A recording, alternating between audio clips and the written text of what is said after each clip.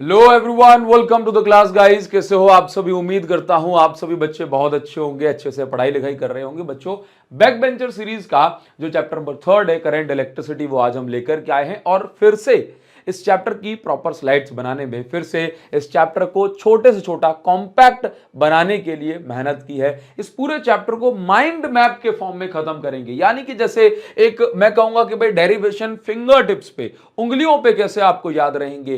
Practice questions जो कि important है, प्रीवियस ईयर में पूछे गए हैं, ऐसे कॉन्सेप्चुअल क्वेश्चन उंगलियों पे कैसे याद रखोगे, किस तरीके से इस चैप्टर को बिल्कुल खत्म किया जाए फिंगर टिप्स पे, वो आज आपको इस वीडियो में सिखाया जाएगा, पढ़ाया जाएगा। तो दोबारा से मेहनत की आप लोगों के लिए, इसलिए कमेंट सेक्शन में आपका इंतजार करूंगा।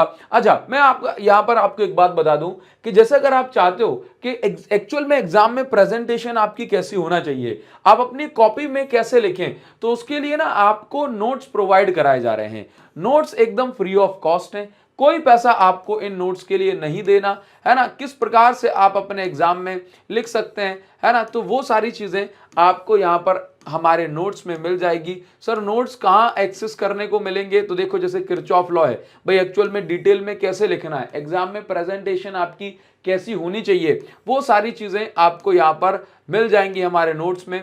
नोट्स डाउनलोड करने के लिए आपको क्या करना पड़ेगा? नोट्स डाउनलोड करने के लिए पहली चीज फ्री ऑफ कॉस्ट है, कोई पैसा इसके लिए आपको नहीं देना है। ये मैंने अपने साइट से आपको फ्री जो है सर्विस दे रहा हूं।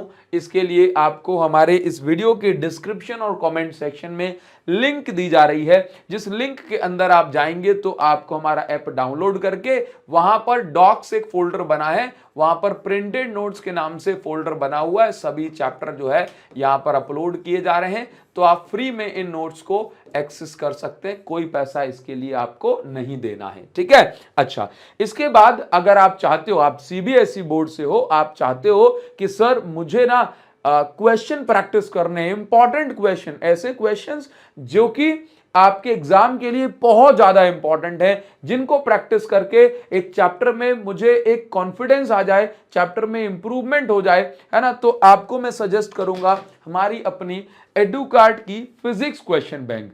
इस फिजिक्स क्वेश्चन बैंक को प्रैक्टिस करने के बाद आप ये पाएंगे कि एक चैप्टर आपका बहुत अच्छे से हो चुका है। सभी कॉन्सेप्चुअल क्वेश्चन को, सभी इंपॉर्टेंट न्यूमेरिकल्स को हमने इसके अंदर कवर किया है। देखो, आप जानते हो कि मोटी मोटी बुक तो सभी के पास है, लेकिन अब उतना टाइम हमारे पास नहीं है कि मोटी मोटी बुक से पढ़ाई की जाए। तो आपको जरूरी है कि कम समय में अच्छा कंटेंट पढ़ें, क्योंकि देखो सही डायरेक्शन में काम करना बहुत ज्यादा जरूरी है। सैंपल पेपर के डिटेल्ड एनालिसिस लेकर के आया हूं और मैंने देखा कि सैंपल पेपर में जैसे क्वेश्चन है वो हमारी बुक से मिलते जुलते क्वेश्चंस हैं। तो अगर आप इसको प्रैक्टिस करेंगे तो आप अपने बोर्ड एग्जाम में बहुत अच्छा जो है परफॉर्म करने वाले हैं। अगर आप मुझसे, तो बुक की जो लिंक है वो भी मैंने आपको इस वीडियो के डिस्क्रिप्शन और कमेंट सेक्शन में दे दी है। इसके साथ साथ कल हम अपने विनर्स बैच में हम रे ऑप्टिक्स स्टार्ट कर रहे हैं। बिल्कुल इंडिपेंडेंट चैप्टर है, अभी भी आपके पास आधी फिजिक्स बची है। इसके बाद आपको क्रैश कोर्स जो है लेकर के आ जाएगा, जो कि आपके लिए फ्री ऑफ कॉस्ट रहेगा। जो बच्चे विनर्स बैच के अंदर एनरोल होंगे उनके लिए आधा सिलेबस तो अभी आपको जो बचा है पेंडिंग में, आधे से ज्यादा, वो तो आपको मिलेगा ही, साथ में आपको क्रैश कोर्स मिलेगा। आप कोई भी विनर्स में बैच में, हमारे पास दो बैच है, विनर्स 1.0 2.0, किसी भी बैच में आप एनरोल हो जाओगे तो दोनों बैच में आपको एक्सेस मिल जाएगी। साथ ही एग्जाम टाइम पे crash course free of cost मिल जाएगा, जो कि आपको कहीं पर भी फ्री नहीं मिलेगा, मैं आपको दूंगा, ठीक है। इसके साथ मैं आपको बता दूं, कल से रे ऑप्टिक्स हम स्टार्ट कर रहे हैं। धागा खोल देंगे, धागा खोल देंगे, ध्यान रखना, ये रे ऑप्टिक्स आपके दिमाग में बैठ जाएगी और आगे आने वाले सभी चैप्टर। तो मैं आपसे अभी भी कहना चाहता हूं कि अगर आप चाहते हो कि सर जितनी जो बैकलॉग हो गया वो तो है, सर अभी तक नहीं समझ में आई क्योंकि चैप्टर डिपेंडेंट थे, लेकिन अब से इंडिपेंडेंट चैप्टर स्टार्ट होने वाले हैं। तो अगर आप चाहते हो मुझसे आप जो है डायरेक्ट मेंटोरशिप ले सको, मुझसे आप डायरेक्ट जो है डेली पढ़ सको, तो आपको हमारा जो पेड कोर्स है विनर्स बैच, उसके अंदर आप एनरोल कर सकते हैं। हाँ, रे ऑप्टिक्स मैं यूट्यूब पर भी अपलोड करूंगा, लेकिन अगर आप प्रॉपर डिसिप्लिन के साथ चलना चाहते हो, एक चैप्टर में कम से कम 150 क्वेश्चन प्रैक्टिस करना चाहते हो, तो आप हमारे इस विनर्स बैच के अंदर खुद को एनरोल कर सकते हो। और मैं कहूंगा कल से आप पहली क्लास से आप रे ऑप्टिक्स स्टार्ट करो, आपको फिर कोई दिक्कत नहीं होने वाली है। डेली लेक्चर्स लो, आपको विजिबल चेंज अपनी फिजिक्स के अंदर दिखेगा, ये मैं आपसे वादा करता हूं अगर आप डेली क्लासेस लेते हो, है ना। तो इस विनर्स बैच की जो लिंक है वो भी मैंने आपको इस वीडियो के डिस्क्रिप्शन और कमेंट सेक्शन में दे दी है। चलिए अभी हम शुरुआत करते हैं। और अभी देखिए सबसे पहले हमें पढ़ना है आखिरकार करंट क्या होता है। तो करंट का मतलब क्या है, सिंपल सी बात है, rate of flow of charge, मतलब किस रेट से चार्ज फ्लो हो रहा है। जैसे ये मेरे पास एक कंडक्टर है, अब इस कंडक्टर का इस एरिया ऑफ क्रॉस सेक्शन से भाई चार्ज फ्लो हो रहा होगा, तो एक सेकंड में कितना चार्ज फ्लो हो जाएगा, इसी को मैं बोलूंगा कि भाई करंट बन रहा है। ठीक है, तो करंट का formula charge upon time. Unit क्या है इसकी, ऐसा यूनिट एम्पियर है। एक एम्पियर कितना होता है, यदि इस एरिया ऑफ क्रॉस सेक्शन से एक सेकंड में एक कूलाम चार्ज पास हो गया तो 1 कूलाम बाय 1 सेकंड होता है आपका 1 एम्पियर। अब क्योंकि जैसे मुझे कई बार डिफाइन करना होता है ना, तो मैं इसको इलेक्ट्रॉन्स के टर्म में कैसे डिफाइन करूंगा, तो मैंने कहा एक कूलाम में 6.25 इंटू 10⁻18 इलेक्ट्रॉन होते हैं। तो मैं कह रहा हूं एक कूलाम चार्ज यहां से पास हो गया, या फिर ये कहूं कि एक कूलाम के बजाय मैं ये बोलूं कि 6.25 इंटू 10⁻18 इलेक्ट्रॉन चार्जेस यदि एक सेकंड में यहां से पास हो जाते हैं तो मैं कहूंगा 1 एम्पियर करंट बन रहा है। क्लियर है। अच्छा, अगर मैं करंट की डायरेक्शन के बारे में बात करूंगा तो करंट की जो डायरेक्शन हमें कंसीडर करनी है, that is always from positive to negative end of conductor. अच्छा, लेकिन अगर मैं बात करूं इलेक्ट्रॉन्स के फ्लो की, तो इलेक्ट्रॉन का फ्लो हमेशा नेगेटिव टू पॉजिटिव होता है, यानी करंट के डायरेक्शन के जस्ट ऑपोजिट। क्लियर। इसके बाद हम बात करेंगे भाई ड्रिफ्ट वेलोसिटी, काफी इंपॉर्टेंट, मोस्ट इंपॉर्टेंट टॉपिक मैं कहूंगा, और इस पर से खूब सारे कॉन्सेप्चुअल क्वेश्चन बनते हैं, लॉजिकल क्वेश्चन। सारे क्वेश्चंस को मैंने इसके अंदर कवर किया है, लेकिन इस तरीके से एक एक लाइन में कवर किया है कि आपको पता भी नहीं पड़ेगा और सारे क्वेश्चंस निपट जाएंगे। देखिए सबसे पहले ड्रिफ्ट वेलोसिटी क्या होता है। तो ड्रिफ्ट वेलोसिटी क्या है भाई, एक्चुअल में क्या होता है कि अभी मेरे पास एक नॉर्मल कंडक्टर है, इसके अंदर इलेक्ट्रॉन्स रैंडम मोशन कर रहे हैं, करंट नहीं बन रहा। करंट बनने के लिए इलेक्ट्रॉन्स एक फिक्स डायरेक्शन में जाएं, वो जरूरी है। तो हमने बैटरी यहां पर कनेक्ट की, तो ये वाला एंड पॉजिटिव बन गया और ये वाला एंड नेगेटिव बन गया।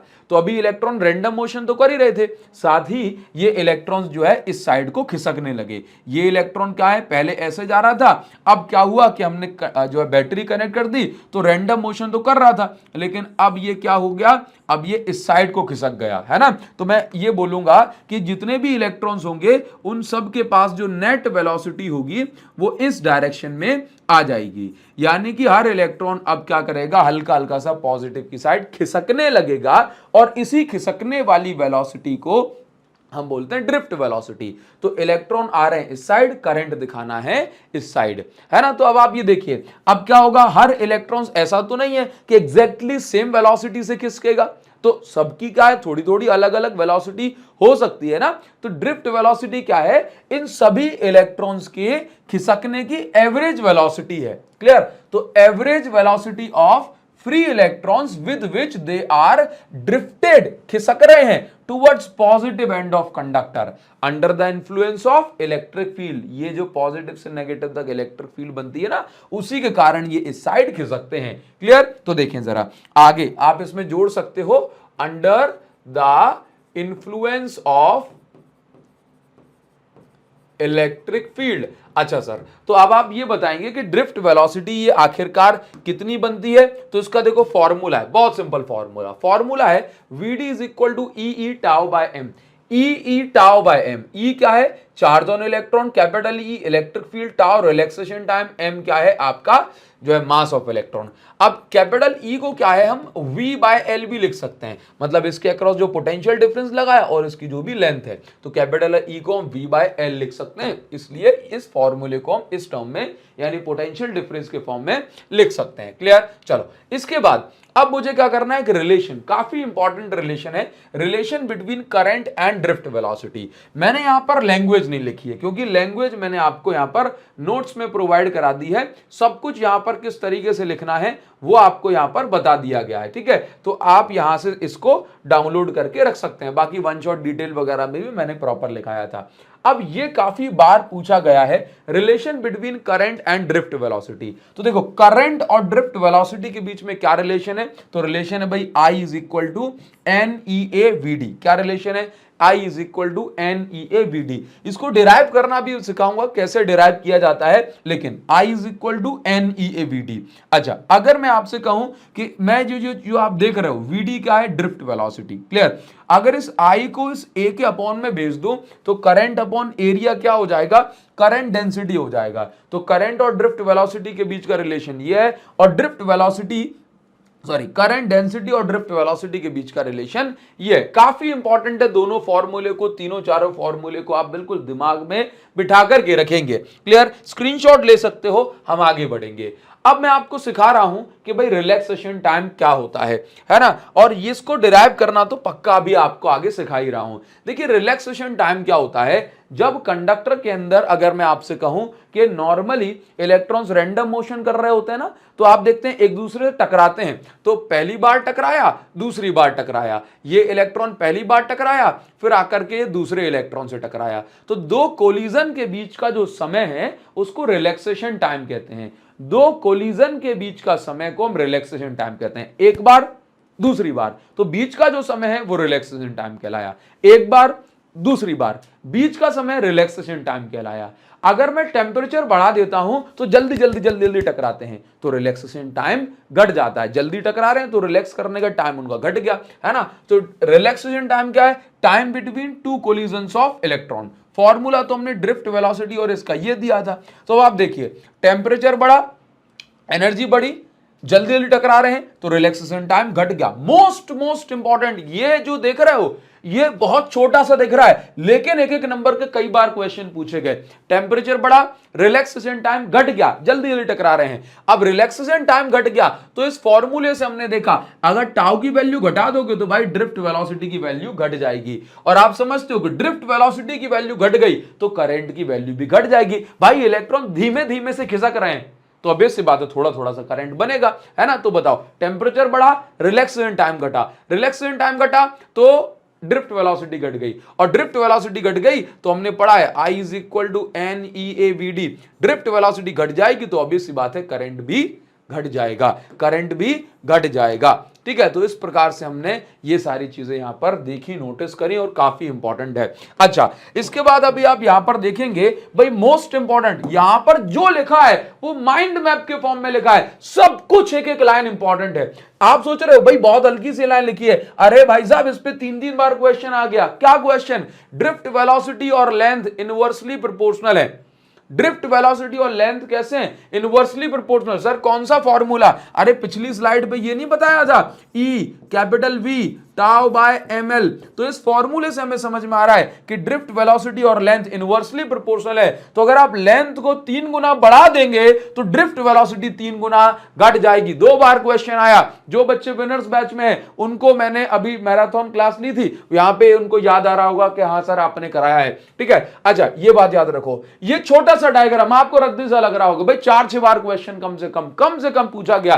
क्या पूछा जाता है, यह पूछा गया कि एक नॉन यूनिफॉर्म क्रॉस सेक्शन वाला कंडक्टर है। अब इसमें से ये बताइए कौन सी क्वांटिटी जो है चेंज होती है, कौन सी क्वांटिटी कांस्टेंट रहती है। जब आप ए से बी जाओगे तो क्या बढ़ेगा, बी से ए आओगे तो क्या बढ़ेगा, यह आपको समझना है। तो हमेशा एक बात याद रखो कि जब भी करंट फ्लो होता है, चाहे जो है क्रॉस सेक्शन कैसा भी हो, यहां से मोटा, यहां से पतला, यहां से आड़ा, यहां से टेढ़ा, कुछ भी हो उससे फर्क नहीं पड़ता। बस याद रखिए कि जितना करंट इसमें से घुसाता उतना करंट वापस निकलेगा, जितना करंट यहां से घुसाता उतना करंट वापस निकलेगा। कंजर्वेशन ऑफ चार्ज, इस बात को ध्यान रखेंगे। तो याद रखिए ओनली करंट रिमेन्स कांस्टेंट, सिर्फ करंट कांस्टेंट रहता है यदि एक वायर कैसा है, नॉन यूनिफॉर्म शेप का, नॉन यूनिफॉर्म कंडक्टर है तो। अच्छा सर, तो बताएं जरा क्या क्या क्वांटिटी बदलती है और कैसे कैसे बदलती है। तो बहुत सिंपल सी बात है कि जहां पे एरिया छोटा होगा वहां पे इलेक्ट्रिक फील्ड जो है स्ट्रांग होगी। क्यों सर, देखो बहुत सिंपल सी बात, यहां पे देखिए, यहां पे इलेक्ट्रिक फील्ड लाइंस के पास फैलने की जगह है, यहां पे इलेक्ट्रिक फील्ड लाइन के पास फैलने की जगह है, तो इलेक्ट्रिक फील्ड की स्ट्रेंथ वीक है। लेकिन यहां पे थोड़े से एरिया में खूब सारी दबा दबा के कूट के इलेक्ट्रिक फील्ड लाइन भरी है। तो जहां पे एरिया छोटा वहां पे इलेक्ट्रिक फील्ड स्ट्रांग होती है। तो यहां पे इलेक्ट्रिक फील्ड कैसी है, देखो इलेक्ट्रिक फील्ड एरिया के इनवर्सली प्रोपोर्शनल, करंट डेंसिटी का तो फॉर्मूला ही है J is equal to I upon A, तो करंट डेंसिटी एरिया के इनवर्सली प्रोपोर्शनल। तो याद रखिए कि जहां पे एरिया बड़ा वहां पे इलेक्ट्रिक फील्ड वीक, जहां पे एरिया छोटा वहां पे इलेक्ट्रिक फील्ड स्ट्रांग। तो इस डायरेक्शन में अगर मैं जा रहा हूं A टू B तो इलेक्ट्रिक फील्ड स्ट्रॉन्गर हो रही है, करंट डेंसिटी स्ट्रॉन्गर हो रही है, बढ़ रही है, ठीक है। अच्छा देखो अभी आप समझेंगे कि इलेक्ट्रिक फील्ड क्या करती है, इलेक्ट्रॉन्स को पकड़ के खींचती है।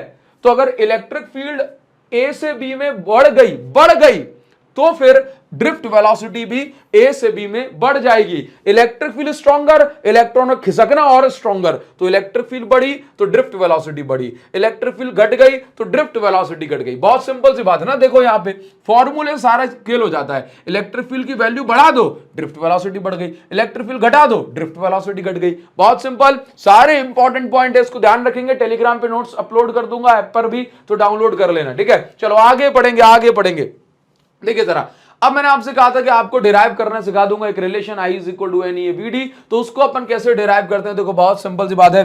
बात क्या है, ये काफी बार पूछा गया है, relation between current and drift velocity. CBSE की एक बहुत बेकार आदत है कि वो क्वेश्चन को ऐसे घुमा करके पूछती है कि आते हुए क्वेश्चन आप छोड़ देते हो, भूल जाते हो कि भाई ये पूछा, ये आ रहा है कि नहीं आ रहा। बाई चांस आपने एग्जाम में चीटिंग करने की कोशिश करी तो आपको लगा कि भाई ये बच्चा होशियार है, तो वो बच्चा भी गलत साबित हो सकता है, आप नहीं कर सकते ऐसा, ठीक है। तो आप खुद से ही अभी से प्रैक्टिस करोगे कि क्वेश्चन कैसे पूछा जा रहा है। मैं अभी से बहुत अच्छे से इसको पढ़ूं। देखो, तो relation between current and drift velocity, तो भाई करंट और ड्रिफ्ट वेलोसिटी के बीच में रिलेशन चाहिए आपको, तो कैसे कर सकते हैं। न्यूमेरिकल भी कराऊंगा, आप आगे आगे देखते जाइए, ठीक है। देखिए, तो करंट और ड्रिफ्ट वेलोसिटी के बीच में रिलेशन डिराइव करने के लिए सबसे बेसिक फॉर्मूला क्या है कि भाई current is equal to I is equal to the Q by टी। भाई क्वांटाइजेशन ऑफ चार्ज से हम जानते हैं Q is equal to NE लिख सकता हूं, तो Q की जगह मैंने लिख दिया NE। N क्या होता है, टोटल नंबर ऑफ इलेक्ट्रॉन, और हमेशा total number of electron conductor के अंदर कितने होते हैं, NaL। यहां जो छोटा वाला n है इसको हम बोलते हैं फ्री इलेक्ट्रॉन डेंसिटी। क्या बोलते हैं, फ्री इलेक्ट्रॉन डेंसिटी, मतलब 1 सेंटीमीटर क्यूब या 1 मीटर क्यूब में कितने इलेक्ट्रॉन्स हैं। एरिया इंटू लेंथ इसका वॉल्यूम हो जाएगा। तो n की जगह हमने लिखा NaL, E की जगह लिखा E। अब टाइम की जगह क्या हम लिखेंगे, भाई देखो कोई इलेक्ट्रॉन अगर यहां से चला तो भाई उसको यहां से यहां तक पहुंचने में कितना टाइम लगेगा, तो टाइम का फॉर्मूला डिस्टेंस अपॉन स्पीड। तो डिस्टेंस कितनी ट्रैवल करनी है उसको, L, ठीक है। स्पीड क्या है इलेक्ट्रॉन की खिसकने की, बोला ड्रिफ्ट वेलोसिटी, तो L अपॉन VD। अब L से L उड़ जाएगा, कट जाएगा, और ये जो VD है वो पलट के ऊपर चला जाएगा। तो करंट और ड्रिफ्ट वेलोसिटी का रिलेशन 4 स्टेप में हमने इस प्रकार से खत्म कर दिया। फिर से कहूंगा, आप प्रॉपर जो है नोट्स बनाना चाह रहे हैं तो हमने डिटेल्ड वन शॉट में तो लिखा ही है, लेकिन साथ साथ आप ये देखिए कि हमने इसको किस तरीके से, ये देख रहे हो, डिटेल फॉर्म में आपको लिखना सिखाया है। ये देखो ऐसे डिराइव किया जाता है फॉर्मूला। अगर आप स्टेप बाय स्टेप चलोगे तो इस प्रकार से आपकी पेपर की जो प्रेजेंटेशन है वो ये होना चाहिए। नोट्स डाउनलोड कर लेना, ठीक है। चलो आगे बढ़ेंगे, आगे बढ़ जाते हैं। अब इसके बाद ये आपने डिराइव कर दिया, ये करंट डेंसिटी और ड्रिफ्ट वेलोसिटी का रिलेशन है। इसके बाद काफी इंपॉर्टेंट, मैं ये कहूंगा कि लगभग 8 से 10 बार ये पूछा गया है पिछले कई सालों में। तो आप ये देखेंगे कौन सा है भाई, ये कौन है सदी का महानायक, खलनायक, कौन है ये, कौन है, तो ये है expression for drift velocity of free electrons. यानी कि आपको ड्रिफ्ट वेलोसिटी का ये जो फॉर्मूला है Vd is equal to E tau by M, Vd is equal to EV tau by L ml, तो ये आपको डिराइव करना है। कैसे कर सकते हैं, मैं आपको इसको 4 स्टेप में बताने की कोशिश करता हूं। देखिए बहुत सिंपल सी बात है भाई, ये मेरे पास एक कंडक्टर है, तो इस कंडक्टर में क्या होगा, करंट का फ्लो होगा जब हम बैटरी लगाएंगे। जब बैटरी लगाएंगे तो ऑब्वियस सी बात है कि ये वाला एंड पॉजिटिव बन जाएगा, ये नेगेटिव बन जाएगा। तो इस कंडक्टर के अंदर एक इलेक्ट्रिक फील्ड एस्टैब्लिश होगी, ठीक है, जो इन इलेक्ट्रॉन को पकड़ के खींचेगी कि आओ आओ आओ। तो ये क्या होगा भाई, ये इलेक्ट्रॉन आपस में टकरा भी रहे होंगे, ठीक है। ये इलेक्ट्रिक फील्ड क्या करेगी, इस पे फोर्स लगाएगी। तो भाई इलेक्ट्रिक फील्ड कितना फोर्स लगाती है, तो F इज इक्वल टू क्या होता है, QE। अब जब फोर्स लगता है किसी चार्ज पे, किसी पार्टिकल पे, तो उसके साथ F is equal to ma, उस मास में एक्सेलरेशन होता है, तो F इज इक्वल टू क्या होता है, ma। अब मैंने दोनों प्राणियों को, दोनों फॉर्मूले की वैल्यूज को आमने सामने रख दिया, QE is equal to ma। अब देखो वेक्टर फॉर्म में इसमें लिखना है, काफी इंपॉर्टेंस है इसकी। तो चार्ज जो है इलेक्ट्रॉन पे कितना है, -e, electric field vector quantity तो E vector m into a। अब आप ये देखेंगे यहां से जो एक्सेलरेशन निकल के आएगी that is a is equal to -ee by m, ठीक है। एक्सेलरेशन जो है सभी इलेक्ट्रॉन्स की सेम रहेगी क्योंकि चार्ज इलेक्ट्रॉन का जो है सबके लिए सेम है, इलेक्ट्रिक फील्ड और मास भी सेम है सबके लिए। अब ड्रिफ्ट वेलोसिटी हमने पढ़ा है सभी इलेक्ट्रॉन्स की एवरेज वेलोसिटी है। तो अगर मैं कहूं ड्रिफ्ट वेलोसिटी क्या है, सबकी एवरेज वेलोसिटी, तो v1 plus v2 plus v3 plus v4 plus v5 up to vn divided by n, सभी वेलोसिटीज जितनी वेलोसिटी उसका डिवाइड कर दिया। अब भाई क्लास 11th से आप 12th में पहुंचे हो तो आपने फर्स्ट इक्वेशन ऑफ मोशन ये जरूर पढ़ी होगी, v is equal to u plus at। अभी आप ये देखेंगे u होते हैं इनिशियल वेलोसिटी, a एक्सेलरेशन और t टाइम है। तो अगर मैं पहले इलेक्ट्रॉन की बात करूंगा तो पहले इलेक्ट्रॉन की इनिशियल वेलोसिटी को u1 बोला क्योंकि एक्सेलरेशन सभी की सेम है, t यानी पहले इलेक्ट्रॉन को जो टाइम लगा होगा, है ना, आप ये देखेंगे फाइनल वेलोसिटी को अचीव करने में, दैट विल बी t1। ठीक है, तो आप ये समझेंगे v1 is equal to u1 plus a t1। अब यहाँ पे t1 ना, यहाँ पे t ना लिखते हुए हम जो शब्द इस्तेमाल करते हैं लेटर, दैट इज टाउ। ठीक है, टाउ रिलैक्सेशन टाइम है। तो और u1 क्या है सर, इनिशियल वेलोसिटी। भाई पहले तो इलेक्ट्रॉन के पास कौन सी वेलोसिटी थी, सिर्फ टेम्परेचर के कारण थर्मल वेलोसिटी, है ना। तो आप ये देखेंगे vd, v1 की जगह लिखा u1 plus a tau 1, v2 की जगह लिखा u2 प्लस a टाउ 2। अब आप समझते हैं कि एक्सेलरेशन और वेलोसिटी जो है ये वेक्टर क्वांटिटी थे, उनके ऊपर वेक्टर साइन हमने लगा दिया और un के लिए हो गया। अब देखिए u1 u2 u3 u4 un ये हमने सब एक साइड कर लिया, n दोनों के नीचे तो इसका डिवाइड कर दिया। अब देखना a tau 1 a tau 2 a tau 3 a tau 4, तो मैंने a कॉमन लेके tau 1 plus tau 2 plus tau 3 divided by n ये एक साइड कर दिया। अब आप ये देखते हैं कि जो u1 plus u2 plus un divided by n है ये क्या है, एवरेज थर्मल वेलोसिटी। टेम्परेचर के कारण वेलोसिटी हर डायरेक्शन में होती है, तो सबका जो वेक्टर सम निकल के आता है वो जीरो आता है, तो इसलिए एवरेज थर्मल वेलोसिटी की वैल्यू क्या हो गई, जीरो। इसी प्रकार से tau 1 plus tau 2 plus tau 3 divided by n, इसको हम बोलते हैं एवरेज रिलैक्सेशन टाइम, और ये हो गया आपका टाउ। क्लियर, तो vd is equal to a vector tau, vd is equal to a vector tau, यानी कि a टाउ इसकी वैल्यू हो गई। क्लियर है, ध्यान दोगे जरा इस बात को, vd is equal to 0 plus a tau. Clear, अब आप यहां पर ये देखेंगे कि vd a की जो वैल्यू है ये वैल्यू, इस वैल्यू को उठा के आप यहां पुट कर दोगे।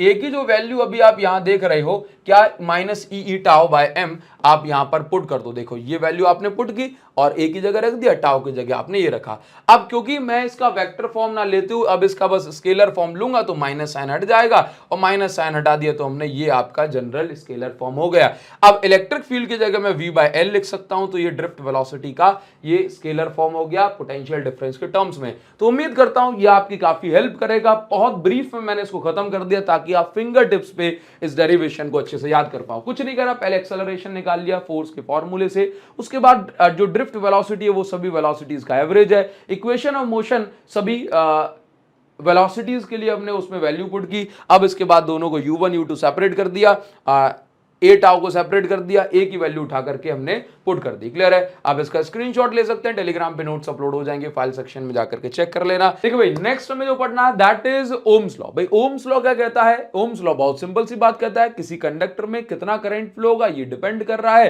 कि उसके एंड्स पे आपने कितना पोटेंशियल डिफरेंस अप्लाई किया। अगर आप v की वैल्यू बढ़ा दोगे तो भाई करंट भी बढ़ जाएगा, अगर आप v घटा दोगे तो करंट भी घट जाएगा। बस कंडीशन ये है कि जो फिजिकल कंडीशंस हैं जैसे कि टेम्परेचर, लेंथ, ये सारी चीजें कांस्टेंट रहनी चाहिए। क्योंकि सोचो अगर टेम्परेचर बढ़ जाता है, लेंथ बढ़ जाती है, तो उससे जो रेजिस्टेंस होती है ना कंडक्टर की वो बदल जाती है, और उससे आप देखते हैं कि भाई आप पोटेंशियल डिफरेंस 2 गुना बढ़ा दिया तो करंट 2 गुना नहीं हो पाता, है ना। तो इसीलिए कहा जाता है कि ओम्स लॉ हमसे ये कहता है कि जो वोल्टेज और करंट है वो डायरेक्टली प्रोपोर्शनल है। अगर आप पोटेंशियल डिफरेंस को 2 गुना यानी v को 2 गुना बढ़ाते हो तो करंट भी 2 गुना बढ़ जाता है, और यहां पे लिखा गया v is directly proportional to i। Proportionality sign हटाते हैं तो यहां पर एक कांस्टेंट आता है जो कि कहलाता है हमारा r, तो v is equal to I R, ये हमारा इसका मैथमेटिकल फॉर्म हो गया। और उसके बाद मैं आपसे कहता हूं कि जो r है ये रेजिस्टेंस है, आप इस चीज को समझते हैं, और r इज इक्वल टू हो जाता है हमारे पास v अपॉन i। रेजिस्टेंस का फॉर्मूला वोल्टेज अपॉन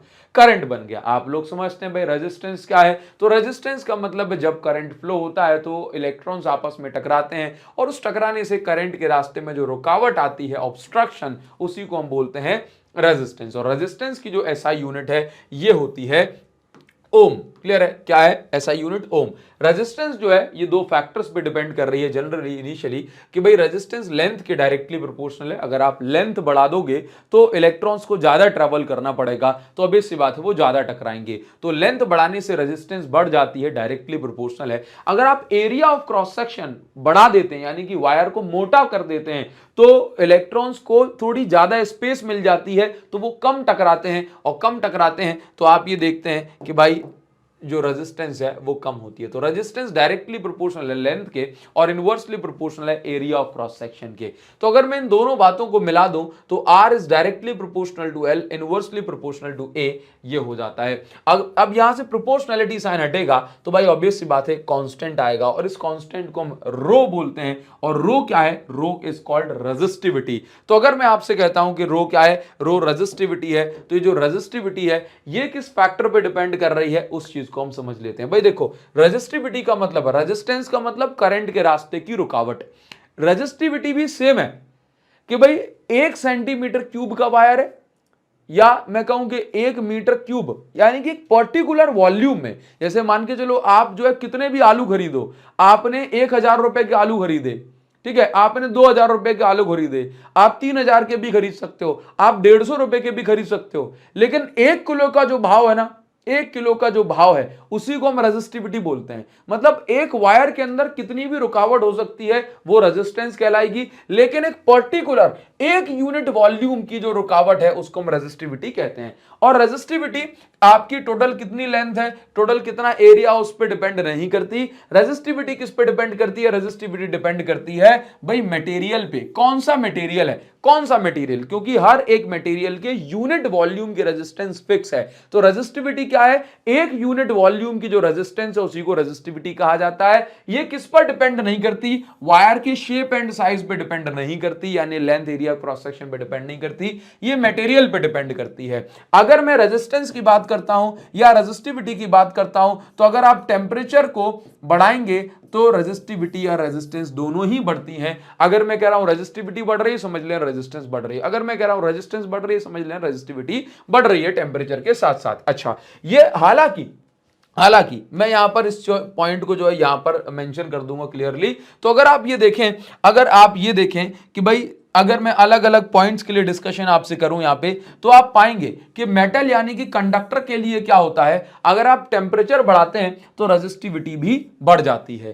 ठीक है, अलॉय के लिए क्या होता है, अगर आप टेम्परेचर बढ़ाते हैं तो रेजिस्टिविटी बढ़ जाती है। हालांकि अलॉय की रेजिस्टिविटी ऑलरेडी बहुत हाई होती है, तो टेम्परेचर बढ़ाने से इसकी रेजिस्टिविटी पे कोई बहुत ज्यादा चेंज नहीं होता, लेकिन अगर आप टेम्परेचर बढ़ाएंगे तो रेजिस्टिविटी बढ़ेगी। ठीक है। अच्छा, सेमीकंडक्टर और इलेक्ट्रोलाइट में क्या होता है, टेम्परेचर बढ़ाते हो तो रेजिस्टिविटी घट जाती है, यानी कि करंट जो है फ्लो आसानी से हो सकता है। एक्सप्लेन करता हूं, आप टेम्परेचर बढ़ाओगे, कंडक्टर के अंदर फ्री इलेक्ट्रॉन्स हैं, भाई ऑब्वियसली ज्यादा कोलाइड करेंगे, ज्यादा टकराएंगे, और ज्यादा टकराएंगे तो ऑब्वियस सी बात है रुकावट जो है बढ़ जाएगी। ठीक है, यानी रेजिस्टिविटी बढ़ जाएगी।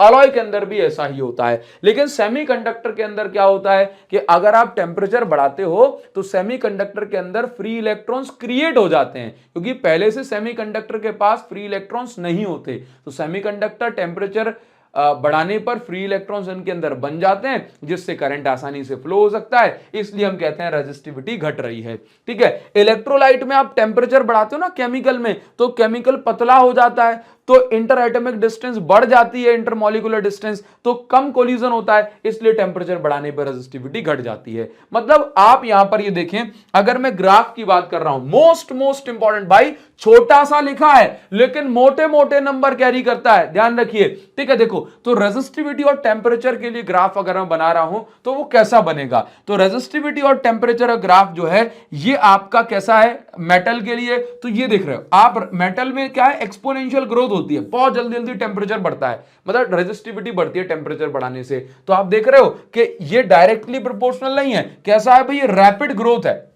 इस प्रकार से अलॉय की रेजिस्टिविटी ऑलरेडी बहुत आई है, देखो जीरो नहीं है तो अलॉय की रेजिस्टिविटी ऑलरेडी बहुत आई है, टेम्परेचर बढ़ा रहे हो तो रेजिस्टिविटी धीरे धीरे धीरे धीरे बढ़ रही है। अच्छा, सेमीकंडक्टर और इलेक्ट्रोलाइट में क्या है, टेम्परेचर और रेजिस्टिविटी इनवर्सली प्रोपोर्शनल है, इनवर्सली है तो आप देख रहे हो इनवर्सली प्रोपोर्शनल कर्व कुछ इस प्रकार का बनता है। आप इसका स्क्रीनशॉट ले सकते हैं। हम आगे बढ़ जाते हैं, रेजिस्टेंस रेजिस्टिविटी का फॉर्मूला किस तरीके से डिराइव किया जाता है वो भी आपको भी सिखाते हैं। तो सबसे पहले हम पढ़ेंगे कि भाई ओम्स लॉ को किस प्रकार से प्रूव किया जाता है। आइए सर, ये आता है क्या? जी हां, बिल्कुल आया है, बिल्कुल आया है ना? तो आप इसको अच्छे से समझेंगे। देखो क्या लिखा गया है, proof of Ohm's law. Ohms law को किस प्रकार से प्रूव किया जाता है? तो आपने एक रिलेशन पढ़ा, NEAVD is equal to I होता है। जी हां, अब आपको कुछ भी नहीं करना। जी हां दोस्तों, अब आपको कुछ भी नहीं करना है। अब आपको यहां पर VD यानी कि ड्रिफ्ट वेलोसिटी की वैल्यू जो कि EE टाउ बाय m ये है, इसको पुट कर देना है। NE स्क्वायर A टाउ ये अलग हो गया, और ये जो आप देख रहे हो नन्ना सा प्यारा सा मुन्ना सा E, इसकी जगह आपने V बाय L लिख दिया। मैंने देखो यहां पर आपको 3-4 बार बता दिया है आज में कि भाई इलेक्ट्रिक फील्ड की जगह हम V बाय L पुट कर सकते हैं। ठीक है, V है पोटेंशियल डिफरेंस, L है लेंथ ऑफ कंडक्टर। तो आपने देखो क्या किया, NEAVD is equal to I होता है, VD यानी ड्रिफ्ट वेलोसिटी की जगह EE tau by m put कर दूंगा, कैपिटल E की जगह V बाय L पुट कर सकता हूं, इज इक्वल टू में I चल रहा है। क्योंकि मुझे ओम्स लॉ प्रूव करना है तो मैं चाहता हूं कि एक साइड V होना चाहिए, एक साइड I होना चाहिए। ठीक है, तो मैंने क्या किया, इस V को यहीं छोड़ दिया, ये सारी चीजों को लेकर के इस I के साथ इंटू कर दिया। तो ML नीचे था चला गया ऊपर, NE स्क्वायर A टाउ ऊपर था चला गया नीचे। तो V is equal to ML upon NE square A tau into में I बचा हुआ है। इस बात को आप बहुत अच्छे से अपने दिमाग में बिठा लेंगे। क्लियर? अब आप ध्यान से देखो, अगर ये जो टर्म है, ये वाला टर्म, अगर ये पूरा टर्म जो है कांस्टेंट हो जाए तो इसकी जगह मैं ऐसा लिख सकूंगा, V is directly proportional to I, है ना? अब ये टर्म कांस्टेंट है कि नहीं चेक करना पड़ेगा। तो हमने कहा एक इलेक्ट्रॉन का मास हमेशा कांस्टेंट रहने वाला है। ओम्स लॉ कब वैलिड होता है? जब टेम्परेचर कांस्टेंट हो। टेम्परेचर कांस्टेंट हो तो फिर टेम्परेचर कांस्टेंट रहेगा तो लेंथ ना तो जो है बढ़ेगी और ना ही घटेगी, है ना? तो आप देखेंगे लेंथ भी कांस्टेंट है, एरिया ऑफ क्रॉस सेक्शन भी कांस्टेंट है।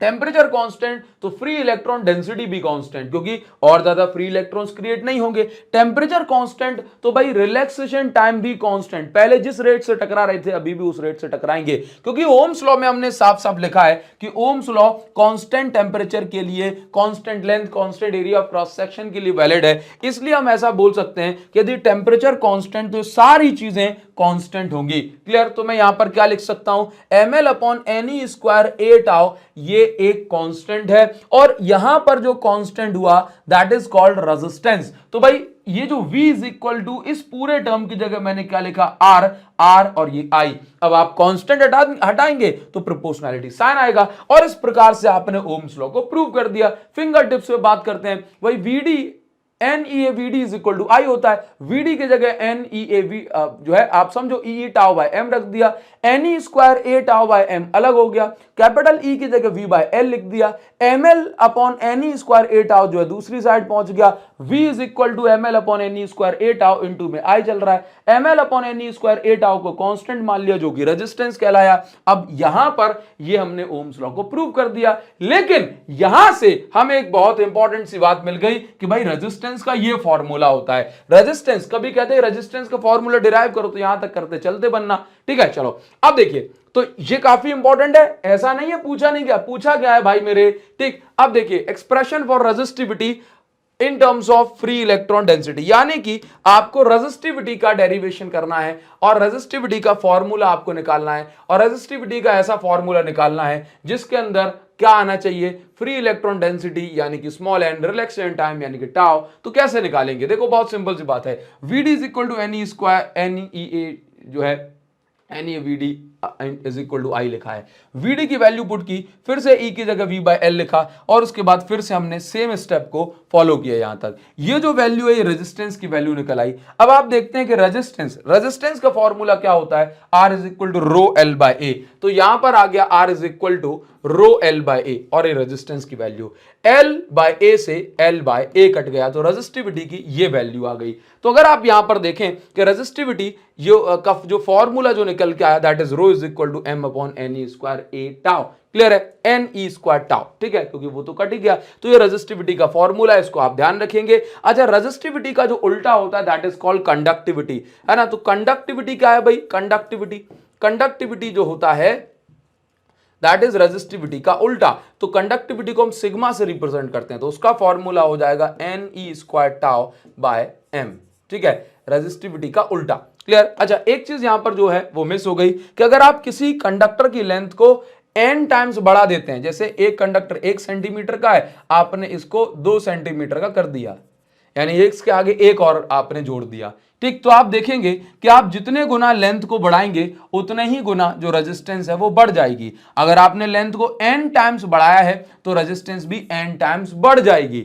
लेकिन अगर आपने जो लेंथ है वो n टाइम्स बढ़ाई है लेकिन स्ट्रेच करके खींच के बढ़ाई है, तो रेजिस्टेंस याद रखिए जितने गुना आप लेंथ को खींच के बढ़ाओगे उसके स्क्वायर टाइम्स लेंथ जो रेजिस्टेंस है वो बढ़ जाएगी। जैसे आपने 4 गुना लेंथ को बढ़ा दिया तो रेजिस्टेंस 4R हो जाएगी। लेकिन अगर आपने लेंथ को 4 गुना खींच करके बढ़ा दिया तो रेजिस्टेंस जो है 16 गुना हो जाएगी। इन दोनों चीजों में अंतर है, आप दोनों चीजों को ध्यान रखेंगे। अरे भाई साहब, इस पर बेस्ड तो एक क्वेश्चन भी पूछा गया है सैंपल पेपर में, ध्यान से बताइए। देखिए किसने उस क्वेश्चन को नोटिस करा है। उसमें पूछा गया कि अगर आप जो है लेंथ को खींच करके 0.01 टाइम्स कर देते हैं तो आप जो है उसकी नई रेजिस्टेंस कितनी होगी, ठीक है। इस टाइप का क्वेश्चन एक पूछा गया। क्लियर। आगे बढ़ जाएंगे और नेक्स्ट जो है ये पढ़ने के बाद अभी आपको कराता हूं भाई vector form of Ohm's law. Vector form of Ohm's law क्या कहता है इसको समझेंगे। Vector form of Ohm's law में हमें इस ओम्स लॉ को 2 वेक्टर क्वांटिटीज के टर्म में रिप्रेजेंट करना होता है। बहुत सिंपल सी बात, I is equal to N E A V T, देख रहे हो कितने काम की चीज है। अब I अपॉन ए हमने कर दिया तो A नीचे पहुंच गया, यहां पे बस इतना बचा है। I अपॉन ए होता है हमारे पास करंट डेंसिटी जो कि एक वेक्टर क्वांटिटी है, करंट की डायरेक्शन में वेक्टर इसकी जो डायरेक्शन मानी जाती है।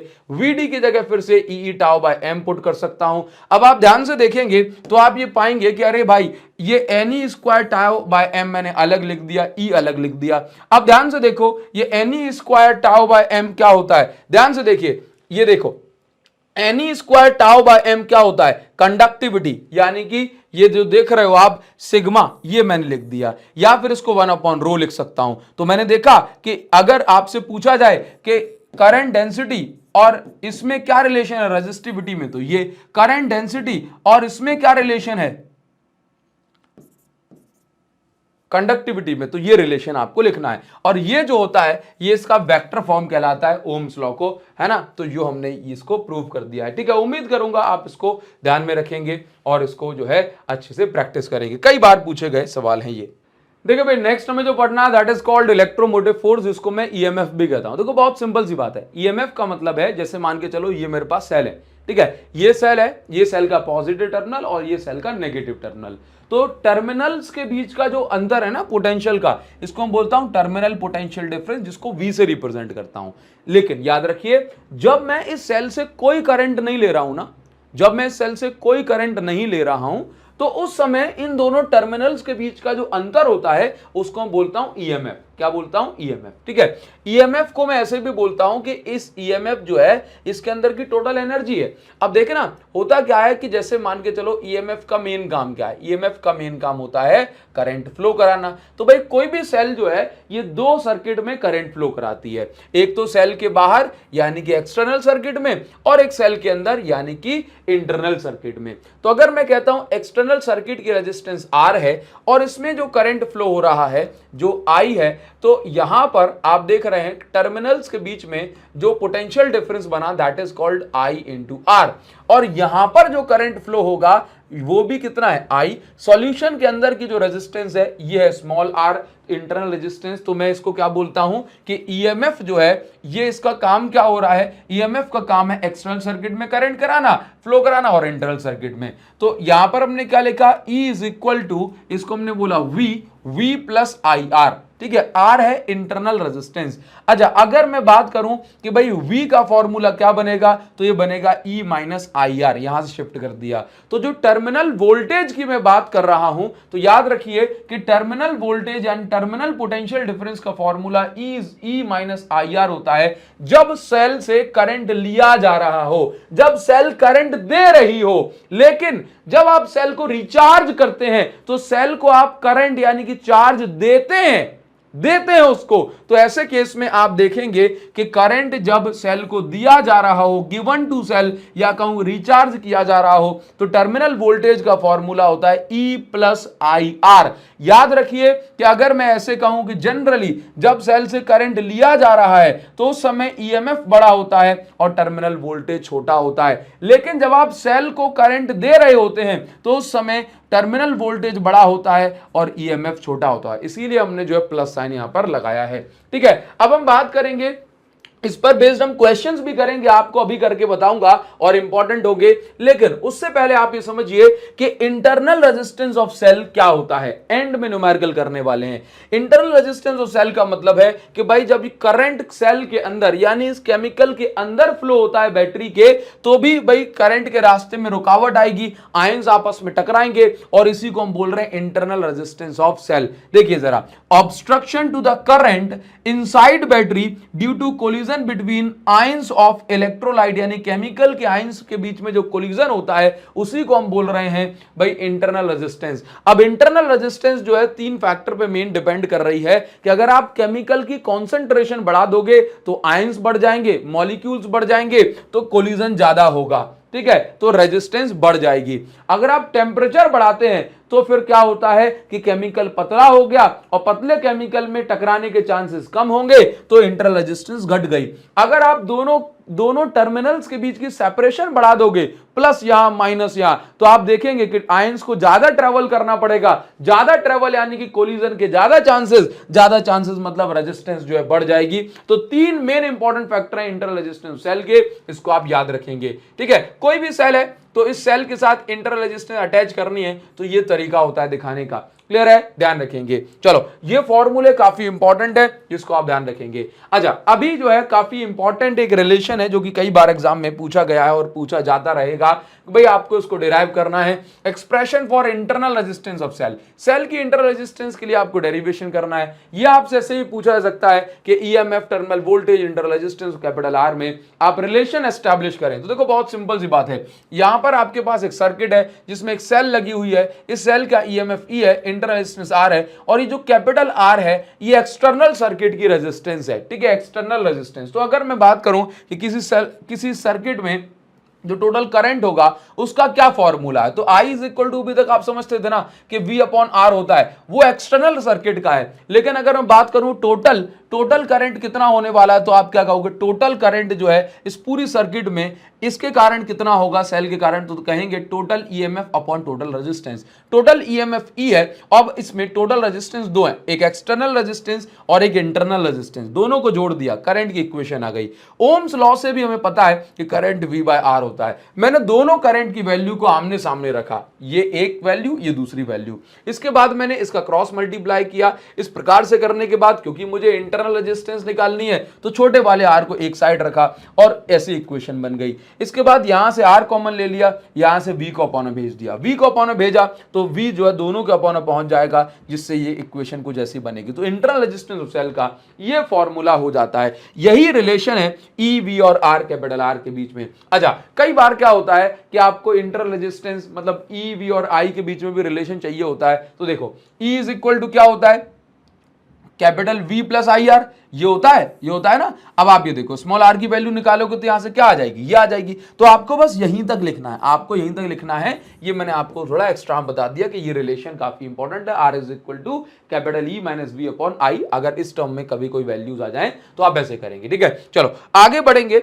और आगे बढ़कर के इसकी क्वेश्चंस भी हम करने वाले हैं, लेकिन उससे पहले कॉम्बिनेशन ऑफ सेल की हम बात करेंगे। तो कॉम्बिनेशन ऑफ सेल में आप देखेंगे कि भाई 3 तरह के कॉम्बिनेशन आपको देखने को मिलते हैं। एक है हमारा सीरीज कॉम्बिनेशन की जब मैं बात करता हूं तो उसके अंदर जो सेल्स हैं वो लाइन बाय लाइन लगे होते हैं।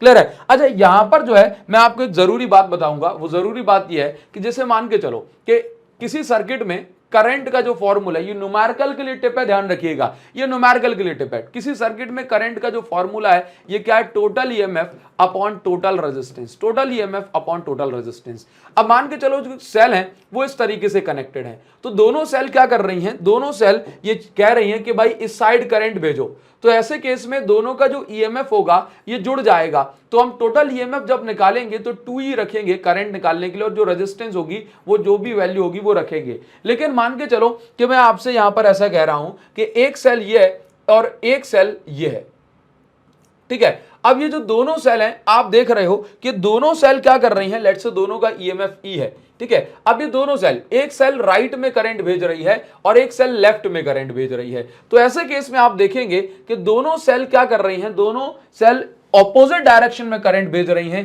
तो यहां पर जो नेट ईएमएफ हो जाएगा ये क्या होगा, जीरो हो जाएगा। तो करंट भी इस सर्किट में आपको जीरो देखने को मिलने वाला है। क्लियर है? अच्छा ध्यान से देखेंगे, अगर ऐसा लिखा है एक सेल का ईएमएफ E1 और दूसरे सेल का ईएमएफ जो है E2 है, अब देखो दोनों सेल क्या कर रही होंगी, दोनों सेल क्या कर रही हैं, ये सेल कह रही है कि इस साइड करंट जाएगा, ये कहेगी इस साइड जाएगा, इसका ईएमएफ E2। तो अब जब आप नेट ईएमएफ निकालोगे ना तो क्या करोगे भाई, दोनों E1 माइनस E2 करना, अपॉन में रेजिस्टेंस आ जाएगी। ध्यान रखोगे ना इस बात को, ठीक है। जो भी सेल बड़ी है उसकी वैल्यू को पहले रख लेना, छोटी को घटा देना। क्लियर है? अच्छा, और अगर सेम पोलैरिटी में है, सेम पोलैरिटी में दोनों, या ऐसे कहूं, ऐसे देखे ना, ऐसे देखो, ये चलो एक और लगा देता हूं यहां पे ऐसे। अब इस प्रकार से देखो, ये E1, ये E2, ये E3, ये E4। अब देखना, चेक करो, ये इस साइड करंट भेज रही है, ये इस साइड करंट भेज रही है, ये भी इस साइड करंट भेज रही है, लेकिन ये इस साइड भेज रही है, तो तीनों सेम डायरेक्शन में E1 plus E2 plus E3, लेकिन ये ऑपोजिट में भेज रही है, तो इसको E4 घटा दो, तो नेट ईएमएफ इस प्रकार से आप निकालोगे, अपॉन में जो भी रेजिस्टेंस है उसकी वैल्यू पुट करके ऐसे आंसर निकाला जाता है। ठीक है, चलो ध्यान दो जरा। अभी जो आपको सिखाया जा रहा था वो ये है कि भाई सीरीज कॉम्बिनेशन में जब सेल होंगी, पैरेलल कॉम्बिनेशन में जो सेल होंगी, अगर मिक्स्ड कॉम्बिनेशन में सेल होंगी और ये सेल मिलकर के किसी एक्सटर्नल रेजिस्टेंस में करंट फ्लो कराना चाह रही हैं, ये सेल मिलकर के कोई एक्सटर्नल डिवाइस चलाना चाह रही हैं, तो भाई किस केस में आपको मैक्सिमम करंट मिलने वाला है। तो बस बहुत सिंपल सी बात है, तो आप याद रखेंगे कि भाई करंट का फॉर्मूला होता है total EMF upon total resistance. तो टोटल ईएमएफ, हर एक सेल का ईएमएफ E है, तो भाई E2E 3E 4E, और इस प्रकार से n सेल हैं तो NE हो गया। टोटल रेजिस्टेंस की बात करेंगे तो सीरीज कॉम्बिनेशन में रेजिस्टेंस जुड़ जाती है, R plus R plus R plus R, तो ये हो गई सब मिलके NR, तो internal resistance plus external resistance. ठीक है, तो टोटल करंट का ये फॉर्मूला बन गया। अब यहां पर क्या है, मैक्सिमम करंट के लिए आपको याद रखना है कि यदि एक्सटर्नल रेजिस्टेंस की वैल्यू बड़ी है कैपिटल R की, तो NR जो है बहुत छोटा मान करके नेग्लेक्ट कर देंगे, और हम पाएंगे कि यदि ये वाला कंडीशन आपने लगाई तो आपको N सेल के जितना करंट मिलने वाला है। कितने? N सेल के जितना करंट आपको मिलने वाला है। ध्यान रखिए, तो ये क्या है भाई, ये मैक्सिमम करंट है। क्या है? ये मैक्स करंट की सिचुएशन है जिसको आप ध्यान रखेंगे। अगर सेल पैरेलल कॉम्बिनेशन में कनेक्टेड है, और इस प्रकार से मैं कह रहा हूं कि हर सेल का EMF E, internal resistance R है, और इस प्रकार से total M, mango number of रोज है, M नंबर ऑफ रोज है, और एक एक्सटर्नल रेजिस्टेंस जो है लगी हुई है, तो इसमें करंट कितना होगा और मैक्सिमम करंट कब आपको मिलेगा, ध्यान रखिएगा। तो भाई करंट का फॉर्मूला क्या है, देखो ये सेल का ईएमएफ E, इसका E, इसका E, सबका ईएमएफ E है, ये सब पैरेलल में है, तो कॉमन पोटेंशियल डिफरेंस होने वाला है इनके अक्रॉस, तो भाई कॉमन पोटेंशियल डिफरेंस कितना, E हो गया। ठीक है, तो टोटल ईएमएफ कितना, E upon total resistance. Total resistance क्या है, एक्सटर्नल रेजिस्टेंस कैपिटल R है, और इंटरनल रेजिस्टेंस की मैं बात कर रहा हूं तो पैरेलल कॉम्बिनेशन में जितनी रोज होती हैं उतने का डिवाइड कर देते हैं। तो यहां पर अगर 3 रो होती तो R/3 हो जाता, और अगर M रोज होती तो M का डिवाइड हो गया। ठीक है, इसको सॉल्व किया तो ये निकल के आ गया ME अपॉन एलसीएम वगैरह लेने के बाद MR प्लस R। ठीक है, अगर स्मॉल r की वैल्यू बहुत बड़ी है, स्मॉल r की वैल्यू बहुत बड़ी है MR से, तो MR को नेग्लेक्ट कर सकते हैं और ये बचेगा ME/R। तो यहां पर हम देख रहे हैं कि भाई M सेल के जितना करंट आपको मिलेगा, ये आपकी मैक्सिमम कंडीशन हो गई। वो कब मिलेगा, ये आपको मिलेगा जब ये वैल्यू बड़ी है और ये वैल्यू छोटी है। अगर ये वैल्यू छोटी होती ना स्मॉल r, तो M से M कट जाता और सिंपल E/R बचता, और ये तो देखो एक सेल के बराबर करंट है। ठीक है, तो याद रखिए मैक्सिमम करंट कब मिल रहा है, जब ये कंडीशन सेटिस्फाई हो रही है। अब हम बात करेंगे मिक्स्ड कॉम्बिनेशन की। तो मिक्स्ड कॉम्बिनेशन में क्या होता है, मिक्स्ड कॉम्बिनेशन में जब सीरीज में भी सेल लगी हैं, सीरीज में भी लगी हैं, और देखो पैरेलल में भी लगी हैं, तो मिक्स्ड कॉम्बिनेशन है। अब मिक्स्ड कॉम्बिनेशन में भी करंट का क्या फॉर्मूला है, तो मिक्स्ड कॉम्बिनेशन में भी करंट का फॉर्मूला है, आप देखिए भाई टोटल ईएमएफ। अब देखना इस सेल में, इस ब्रांच में ईएमएफ कितना, E 2 E 3 4 E 5 E 6 E यानी Ni, इस ब्रांच में Ni, इस ब्रांच में Ni, इस ब्रांच में Ni, तो हर ब्रांच में Ni है ना, तो सबके अक्रॉस कितना कॉमन पोटेंशियल डिफरेंस Ni, तो ये Ni आ गया। ठीक है, तो आप ऐसे समझ लो कि एक ब्रांच में जो भी ईएमएफ होगा उसी की वैल्यू ऊपर रखनी है जब भी आप कॉम्बिनेशन ऑफ सेल की बात करेंगे तब। ठीक है, अब ऑन में external resistance capital R, internal resistance, एक ब्रांच में रेजिस्टेंस NR, कितनी ब्रांचेस हैं M, तो M का डिवाइड कर दिया जैसे यहां पे भी किया था। ठीक है, तो आप ये देखेंगे सॉल्व करने एलसीएम लेने के बाद ये आने वाला है MNE upon MR plus NR। ठीक, अब इसके बाद क्या होता है, आपको मैक्सिमम करंट निकालना, तो याद रखिए मिक्स्ड कॉम्बिनेशन में मैक्सिमम करंट कब मिलता है, जब MR की वैल्यू NR के बराबर हो जाती है, तो आपको कैसा मिलता है, मैक्सिमम करंट मिलता है। और ऐसे केस में एक्सटर्नल रेजिस्टेंस की वैल्यू ये है, यानी कि अगर आप एक्सटर्नल रेजिस्टेंस की वैल्यू इतनी रखते हैं NR/M, तो आपको इस सर्किट में मैक्सिमम करंट मिलने वाला है। इसको डिराइव किया जाता है, लेकिन आपको इतनी बात याद रखोगे, जब ये डिनोमिनेटर की दोनों वैल्यूज बराबर होती है तो आपको मैक्सिमम करंट मिलता है पैरेलल कॉम्बिनेशन ऑफ सेल में। ठीक है, आप इसका स्क्रीनशॉट ले सकते हैं। अभी हम आगे बढ़ जाते हैं, इसके न्यूमेरिकल्स भी करेंगे आगे। देखिए ये हमने अभी आपको समझाया था। अच्छा, यहां पर आप याद रखेंगे कि एक केस होता है जिसको हम बोलते हैं शॉर्ट सर्किट। तो भाई शॉर्ट सर्किट कब कहते हैं, जब एक्सटर्नल रेजिस्टेंस कैपिटल R की वैल्यू 0 हो जाती है, तो हम बोलते हैं कि इस सर्किट में शॉर्ट सर्किट वाला केस बन गया। और इस सर्किट में मैं यह कहूं कि इस केस में जो करंट होता है यह आपको मैक्सिमम मिलता है। क्यों भाई, एक्सटर्नल सर्किट में कोई रोकने वाला है ही नहीं।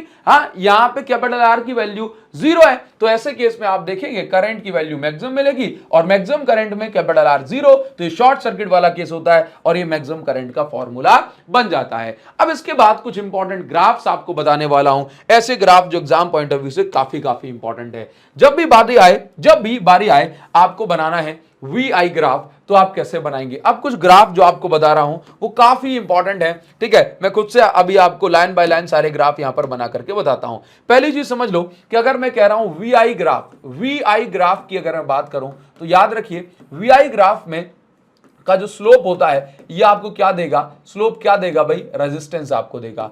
IV ग्राफ का स्लोप भी आपको क्या देगा, IB ग्राफ का स्लोप भी आपको रेजिस्टेंस देता है, याद रखिए। लेकिन अगर VI ग्राफ का स्लोप ज्यादा है तो रेजिस्टेंस भी ज्यादा है, IV ग्राफ का स्लोप ज्यादा है तो रेजिस्टेंस कम है, याद रखिए। ठीक है, अच्छा, और अगर रेजिस्टेंस ज्यादा तो टेम्परेचर भी ज्यादा, रेजिस्टेंस कम तो टेम्परेचर भी कम। क्लियर। जैसे अगर मैं आपसे ये कह रहा हूं, ध्यान रखिए कि मेरे पास ये VI ग्राफ मैंने बनाया, VI ग्राफ, तो आपसे कहा जाए कि ये बताओ किसकी रेजिस्टेंस ज्यादा है, तो VI ग्राफ में जिसका स्लोप ज्यादा उसकी रेजिस्टेंस ज्यादा। तो देख रहे हो ये A का स्लोप ज्यादा तो A की रेजिस्टेंस ज्यादा।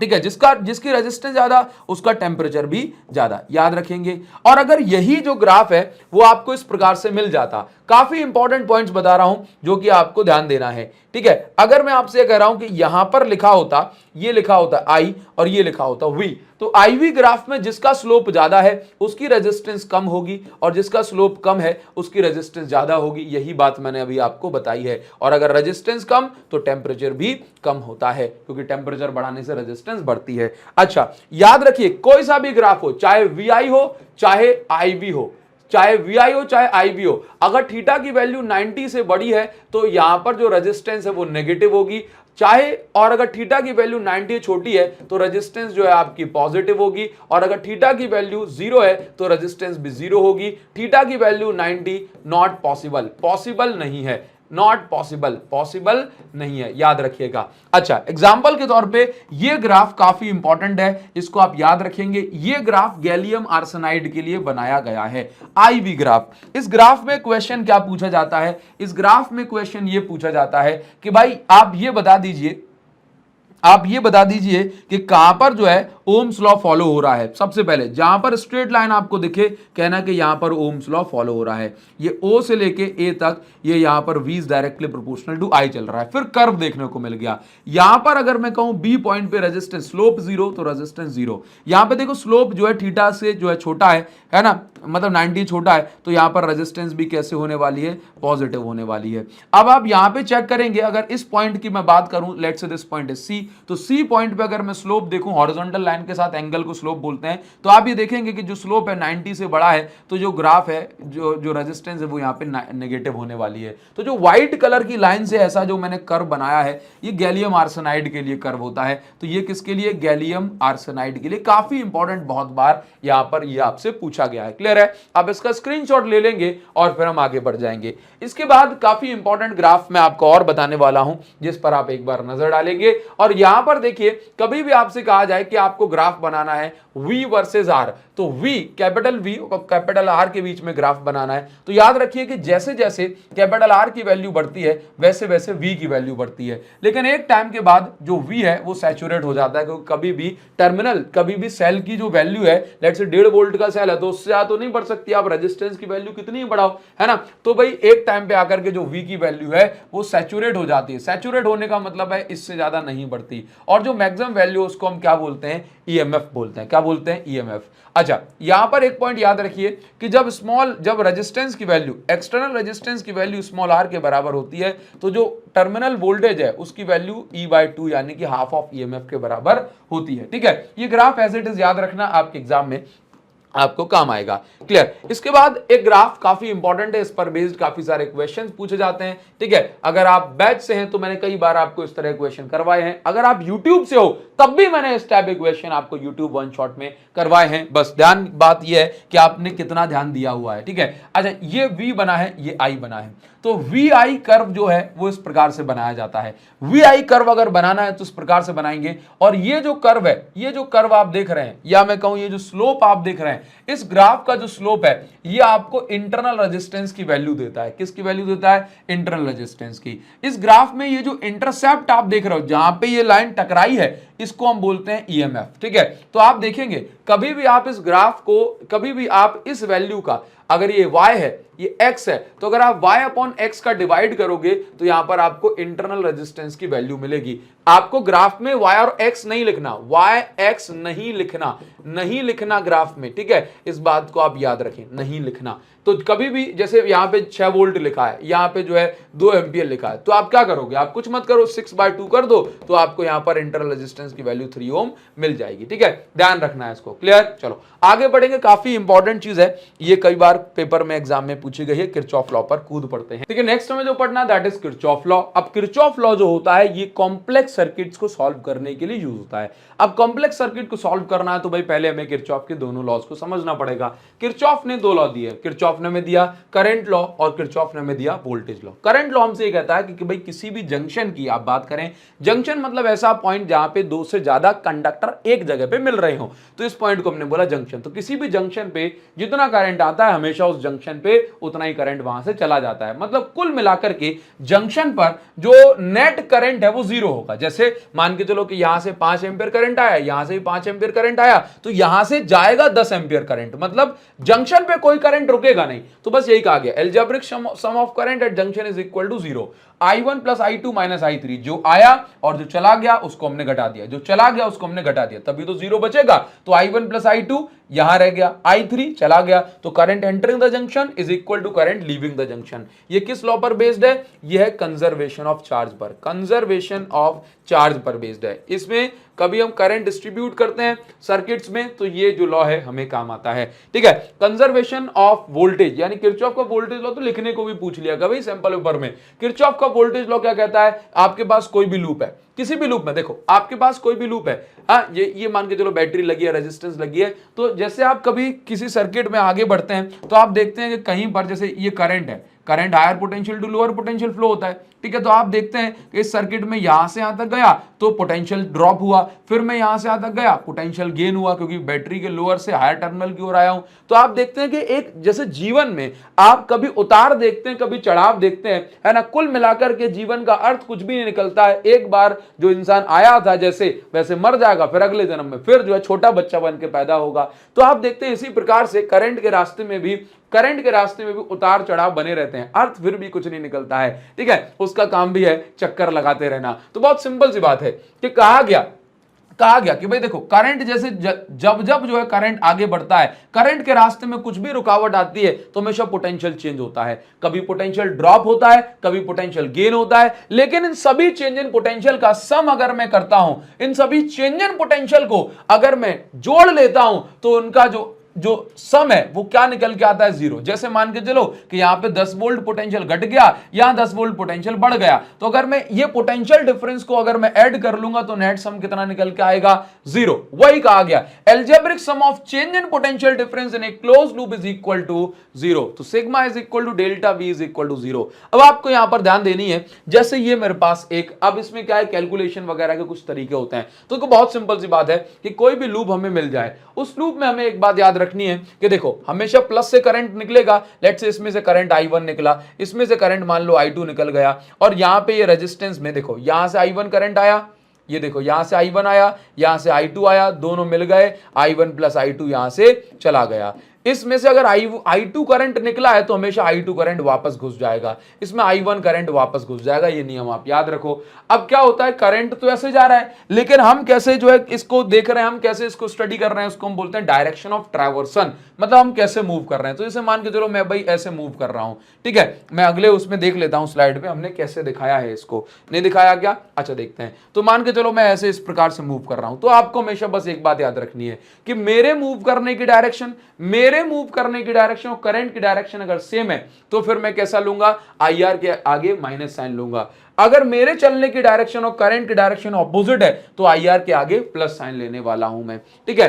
अगर मैं सेल के कहां से प्लस टर्मिनल से माइनस की ओर जा रहा हूं, हायर से लोअर की ओर, तो मैं माइनस ई लूंगा, क्योंकि पोटेंशियल ड्रॉप हो रहा है बड़े से छोटे की ओर। लेकिन अगर मैं छोटे से बड़े की ओर जा रहा हूं तो पोटेंशियल गेन हो रहा है, तो यहां पर मैं प्लस ई लेने वाला हूं। इस बात को आप याद रखेंगे तो किरचॉफ लॉ के बड़े से बड़े क्वेश्चन को आप आराम से सॉल्व कर सकते हैं, ठीक है। डिटेल क्वेश्चन तो हमने इसके ऊपर कराई ही है, अब इस पर बेस्ड जो है हम एक आध क्वेश्चन भी कर लेंगे, लेकिन उससे पहले इस पर बेस्ड मैं आपको किरचॉफ व्हीटस्टोन ब्रिज एक बार समझा देता हूं, तो हम इसके अंत पे आ जाएंगे, ठीक है। अच्छा एक चीज और याद रखो, जब सेल जो है आपके सीरीज कॉम्बिनेशन में कनेक्टेड होते हैं तो दोनों का जो EMF होता है वो कुछ इस प्रकार से होगा, है ना, और इंटरनल रेजिस्टेंस जो होगी वो हमारी R1 प्लस R2 हो जाएगी। लेकिन जब सेल जो है पैरेलल कॉम्बिनेशन में होती हैं तो दोनों का जो नेट EMF होता है, इक्विवेलेंट EMF, वो इतना होता है। इसको आप ध्यान रखेंगे, क्लियर है। ये आपको मदद करेगा क्वेश्चंस को सॉल्व करने में।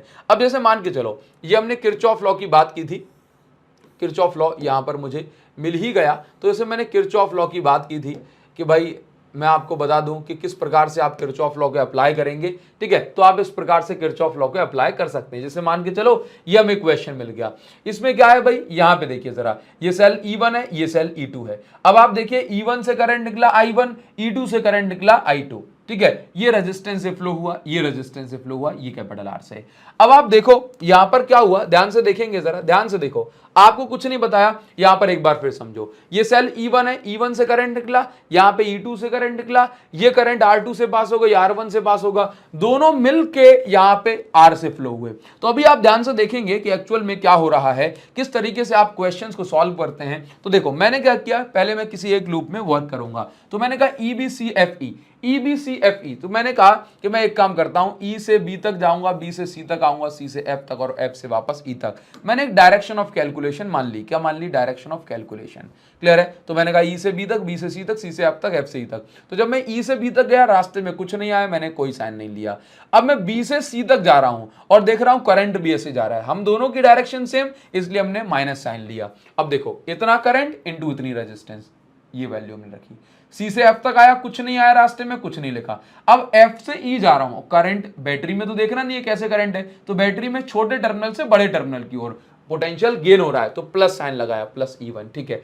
अब आ गए रेजिस्टेंस, तो भाई मैं जा रहा हूं F2E, करंट भी जा रहा है F2E, तो सेम डायरेक्शन यानी कि माइनस साइन, तो minus current I1 resistance R1 is equal to 0। Change in potential difference कितना होता है भाई, 0 होता है। इसी प्रकार से तो यहां से मैंने E1 की वैल्यू निकाल ली, ऐसे रख ली। अब मैं क्या करूंगा, अब मैं E2 की वैल्यू निकालूंगा। अब E2 की वैल्यू निकालने के लिए भी एक लूप कंसीडर कर लिया। कौन सा लूप, AEFDA, आप जो भी समझना चाहो, जो भी लूप आपको लेना हो, AEFDA, ठीक है। तो A से E तक गया, रास्ते में कुछ नहीं लिखा। अब E से F तक जा रहा हूं मैं, और करंट आ रहा है इसमें F2E, तो ऑपोजिट डायरेक्शन है, इसलिए यहां पर प्लस साइन लिया, प्लस I1 R1।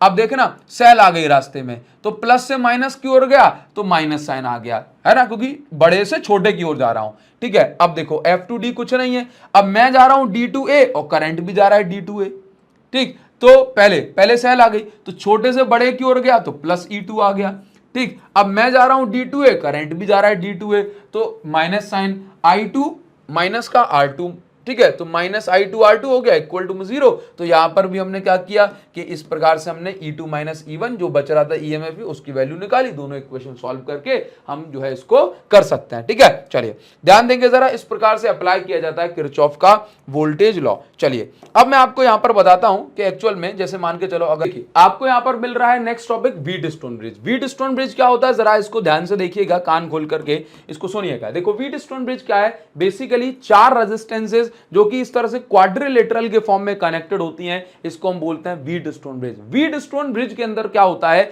4 रेजिस्टेंसेस में से एक अननोन रेजिस्टेंस को हमें फाइंड आउट करना होता है। व्हीटस्टोन ब्रिज के अंदर ये 2 रेजिस्टेंसेस के बीच में एक गैल्वेनोमीटर लगा होता है, जो ये चेक करता है कि भाई इन दोनों पॉइंट का पोटेंशियल डिफरेंस सेम है कि नहीं। सर ये कैसे चेक करेगा, भाई देखो, अगर व्हीटस्टोन ब्रिज ये के अंदर जो गैल्वेनोमीटर लगा है, यदि इसके अंदर करंट आ रहा है, इसका मतलब है इन दोनों पॉइंट का पोटेंशियल जो है अलग अलग है, तभी तो करंट फ्लो हो पाएगा। लेकिन अगर इस गैल्वेनोमीटर के अंदर करंट नहीं आ रहा है, इसका मतलब है इन दोनों पॉइंट का जो पोटेंशियल डिफरेंस है वो सेम है। तो बेसिकली गैल्वेनोमीटर काम तो वही होता है, करंट को डिटेक्ट करना, लेकिन इस समय पता ये पड़ जाता है करंट आ रहा है, मतलब 2 पॉइंट का पोटेंशियल डिफरेंस अभी सेम नहीं है, इसको सेम करेंगे अपन फिर काम करेंगे। लेकिन अगर करंट नहीं आया, मतलब इन दोनों पॉइंट का पोटेंशियल सेम है, क्योंकि सेम पोटेंशियल में करंट फ्लो नहीं होता ना, तो बेसिकली गैल्वेनोमीटर काम है। एक बार फिर से, गैल्वेनोमीटर एक ऐसा अरेंजमेंट है 4 रेजिस्टेंसेस का, जिसमें 4 रेजिस्टेंसेस क्वाड्रिलेटरल के फॉर्म में कनेक्टेड होती हैं। एक अननोन रेजिस्टेंस की वैल्यू हमें यहां पर फाइंड आउट करनी होती है। बीच में गैल्वेनोमीटर लगा होता है जो कि एक ब्रिज का काम कर रहा होता है। अगर ये दोनों पॉइंट का पोटेंशियल सेम नहीं होता तो गैल्वेनोमीटर में करंट फ्लो होता है। यह हमें ये इंडिकेशन देता है कि आप इस आर की वैल्यू को चेंज कर करके आप इन दोनों पॉइंट का पोटेंशियल जो है ये सेम बनाइए, ठीक है। ये डायग्राम किस प्रकार से बनाया गया है ये मैं आपको अभी यहां पर बनाना सिखाता हूं। देखो इस डायग्राम में यहां पर ये 4 रेजिस्टेंसेस हमने लगा दी, ये 4 रेजिस्टेंस लगा दी, इनका हम नाम एस कुछ इस प्रकार से रखेंगे PQ, और हमेशा नाम जो है आप इसी तरीके से रखें। अगर आप अलग तरीके से रखेंगे तो आपका आंसर भी फिर अलग तरीके से ही आएगा। तो PQRS ये हमने गैल्वेनोमीटर लगा दिया। गैल्वेनोमीटर के रेजिस्टेंस को हमने कैपिटल G बोला। यहां पर हमने लगा दी एक बैटरी जो कि यहां पर करंट सप्लाई करेगी। भाई बैटरी है तो ऑब्वियस सी बात है, करंट भेजा इसने I करंट को 2 रास्ते मिले, ऊपर चला गया I1, नीचे चला गया I2। I1 करंट यहां आया, इसको फिर 2 रास्ते मिल गए, गैल्वेनोमीटर में करंट आ गया IG, तो यहां पर I1 माइनस IG पहुंचेगा। ये I2 नीचे आया और ऊपर से IG आ गया, तो यहां पर मिलकर के I2 प्लस IG हो जाएगा। ये सब मिलके, क्योंकि इसने I करंट भेजा था तो वापस इस बैटरी को I करंट मिलेगा। क्लियर है? आपको बस एक बात याद रखनी है कि ये जो है एक रेजिस्टेंस बॉक्स है, इसके रेजिस्टेंस को आप चेंज कर सकते हो। ये जो व्हीटस्टोन ब्रिज है ये बैलेंस पॉइंट मेथड पे वर्क करता है, यानी कि इसका मतलब ये हुआ कि जब ये दोनों पॉइंट बैलेंस होते हैं, जैसे अगर मैं नाम दे दूं यहां पर ABCD, तो ये जो दोनों पॉइंट जब बैलेंस होते हैं, दोनों पॉइंट का पोटेंशियल जब सेम होता है तो गैल्वेनोमीटर में कोई करंट फ्लो नहीं होता है। क्लियर है? आप याद रखेंगे। तो जब मैं यहां पर कैलकुलेशन की बात करूंगा तो आप देखेंगे कि लेट से मैं यहां पर डायरेक्शन ऑफ कैलकुलेशन लूंगा। अगर मेरी डायरेक्शन करंट की डायरेक्शन सेम है तो फिर मैं नेगेटिव साइन लूंगा, मेरी डायरेक्शन करंट की डायरेक्शन ऑपोजिट है तो मैं पॉजिटिव साइन लूंगा। ठीक है? बैलेंस व्हीटस्टोन ब्रिज में गैल्वेनोमीटर में करंट 0 होता है तो IG की वैल्यू आप 0 रखें। रखेंगे और बैलेंस व्हीटस्टोन ब्रिज की जो कंडीशन है वो ये है, P by Q is equal to R by S, यानी कि जब ब्रिज बैलेंस होता है तो इन दोनों रेजिस्टेंसेस का रेशो इन दोनों रेजिस्टेंसेस के रेशो के बराबर होता है। आइए इसको प्रूव करके बताते हैं, ये भी सैंपल पेपर में अभी आपसे पूछा गया था, ठीक है, आप इसको प्रूव करें। देखिए तो हमने ये डायग्राम जो है ये बना रखा है, अगर मैं P से Q तक जा रहा हूं, मतलब मैं A से B तक जा रहा हूं, तो मैं देखो डायरेक्शन ऑफ कैलकुलेशन ली है ना, इस हिसाब से मैं देखता हूं कि मैं कहां जा रहा हूं। अपने मन से कोई भी डायरेक्शन आप ले सकते हो, मैंने यहां पर लूप जो है बना दिया ABDA, तो A से B में गया, करंट भी ऐसा ही माइनस साइन, B से D आया, करंट भी देखो नीचे आ रहा है minus sign, current into resistance. मैं गया D टू A, करंट आ रहा है उल्टा, तो current into resistance I2 into R, plus sign लगाया, इक्वल टू में 0। आप देखते हैं कि बैलेंस व्हीटस्टोन ब्रिज में करंट गैल्वेनोमीटर में 0 होता है, तो भाई इसकी वैल्यू 0 पुट की, ये इक्वेशन बन गई। इसी प्रकार से मैंने इस लूप में वर्क किया तो मैंने देखा कि भाई ये इक्वेशन बन रही है, करंट इंटू रेजिस्टेंस, मैं जा रहा हूं B टू C, करंट भी आ रहा है ऐसे, तो माइनस साइन लगा के करंट इंटू रेजिस्टेंस, यहां पे भी करंट इंटू रेजिस्टेंस, गैल्वेनोमीटर में करंट 0 तो Ig की वैल्यू 0। इस प्रकार सेकंड इक्वेशन ये बन गई। दोनों इक्वेशन का डिवाइड करके हमें ये मिल रहा है और फाइनली जो अननोन रेजिस्टेंस की वैल्यू है इस इक्वेशन से हम ये निकाल सकते हैं। तो इस प्रकार से आप किरचॉफ लॉ अप्लाई कर सकते हैं किसी भी डेरिवेशन, किसी भी क्वेश्चन में। क्लियर है? ठीक है। डिटेल क्वेश्चंस के लिए और ज्यादा मैंने वन शॉट में कराया हुआ है इसको, आप आराम से उसको देख सकते हैं। ठीक है, चलिए अब देखो व्हीटस्टोन ब्रिज पर बेस्ड कुछ क्वेश्चंस पूछे जाते हैं, वो आप इस प्रकार से समझ सकते हैं। कैसे? जैसे मान के चलो कभी भी ये 5 रेजिस्टेंसेस का कॉम्बिनेशन पूछा जाए, 1 2 3 4 ऐसे अरेंजमेंट अगर आपको मिल रहा हो तो एक बार चेक कर लेना कहीं ये व्हीटस्टोन ब्रिज तो नहीं है। इसको चेक कैसे किया जाता है? बस आप यहाँ पे 5 नाम लिखेंगे, नाम पढ़ेंगे। ठीक है, अब देखना, आप देखो ए और बी के बीच में कितनी रेजिस्टेंस, तो आपने कहा सर ए और बी के बीच में एक रेजिस्टेंस 1 ओम। ठीक, अब देखिए ए और डी के बीच में कितनी रेजिस्टेंस, तो ए और डी के बीच में एक रेजिस्टेंस 2 ओम। ठीक है, इसके बाद देखो बी और डी के बीच में कितनी रेजिस्टेंस, तो हमने कहा बी और डी के बीच में एक रेजिस्टेंस 5। फिर बी और सी के बीच में एक रेजिस्टेंस कितनी, 2। ठीक है, फिर ये सी हो गया। अब सी और डी के बीच में कितनी रेजिस्टेंस, हमने कहा 4 ओम की हो गई। तो आप ये चेक करेंगे कि यहां पर देखिए जरा कि आप ये चेक करो कि ये जो है ना ये कंफ्यूज करने के लिए तो आपने क्या किया, ये P है, ये Q है, ये R है, ये S है, तो आपने P by Q is equal to R by S लगाया। तो आपने देखा P अपॉन Q की वैल्यू 1/2, R बाय S की वैल्यू 2/4, इक्वल टू में 1/2 इज इक्वल टू 1/2, यानी कि ये बैलेंस व्हीटस्टोन ब्रिज की कंडीशन हो गई। और बैलेंस व्हीटस्टोन ब्रिज में जो गैल्वेनोमीटर यानी बीच वाली ब्रांच में कोई भी करंट नहीं आता, तो इस ब्रांच में कोई करंट नहीं आया तो ये इनएक्टिव ब्रांच है, इसको ध्यान नहीं देना। तो ये ब्रांच जो है इसको हटा देंगे तो ऐसी दिखेगी। अब ये दोनों ब्रांचेस सीरीज में, ये दोनों ब्रांचेस सीरीज में आप इनको सॉल्व कर लेते हैं। ठीक है, तो इसको सॉल्व करके 2 ओम का आंसर आएगा। समझते हो ना, सीरीज कॉम्बिनेशन में रेजिस्टेंसेस ऐड हो जाती हैं R1 प्लस R2, और पैरेलल कॉम्बिनेशन में जो इक्विवेलेंट रेजिस्टेंस है उसका formula R1 R2 bye R1 plus R2 होता है। क्लियर है? अच्छा देखिए जरा आगे हम बढ़ेंगे, इस तरह क्वेश्चन पूछ ले जाते हैं। अच्छा, अगर मैं पावर, इलेक्ट्रिकल एनर्जी पावर की बात करूं तो यहां पर आपको याद रखना है कि भाई पावर का जो बेसिक फॉर्मूला है, पावर देखो इलेक्ट्रिकल एनर्जी समझते हो ना, कि जब भी कोई भी सेल है, अब कोई सेल क्या करती है भाई, करंट फ्लो कराएगी तो ऑब्वियस सी बात है उसको, उस सेल को, उस बैटरी को वर्क करना पड़ेगा। वही वर्क हमें एनर्जी के फॉर्म में दिखता है। तो हमेशा आप याद रखिए कि अगर मैं आपसे कहूं कि एनर्जी का फॉर्मूला क्या है, I² RT, यही फॉर्मूला हीट का होता है। जब किसी कंडक्टर में करंट फ्लो होता है ना तो वो हीट रिलीज करेगा, ऑब्वियस सी बात है कि वो गर्म हो जाएगा, तो कितनी हीटिंग वो करेगा, I² RT के बराबर। अगर मैं बात करूं हीट का फॉर्मूला क्या है, पावर इंटू टाइम। एनर्जी का फॉर्मूला क्या है, पावर इंटू टाइम। एनर्जी की यूनिट क्या होती है, जूल। एनर्जी की, इलेक्ट्रिकल एनर्जी की यूनिट क्या है, किलोवाट आवर। 1 किलोवाट आवर में कितने जूल, इतने जूल। ठीक है, 3.6 × 10⁻⁶ जूल। ठीक है, अच्छा देखिए जरा, तो पावर के बेसिकली 2 फॉर्मूले, एक है I² R और एक है B² बाय R। ठीक है, इसको आप ध्यान रखेंगे। क्लियर?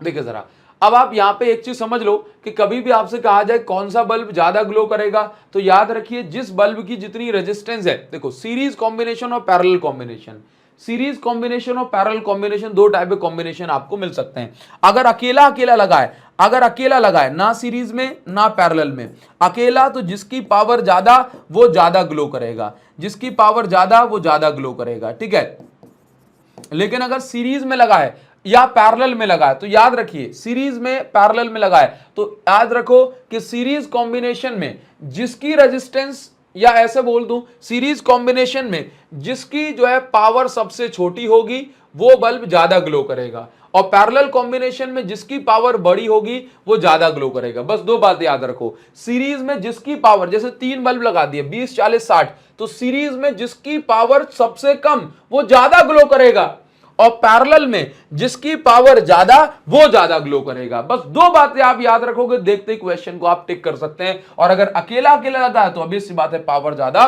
तो ग्लो ज्यादा।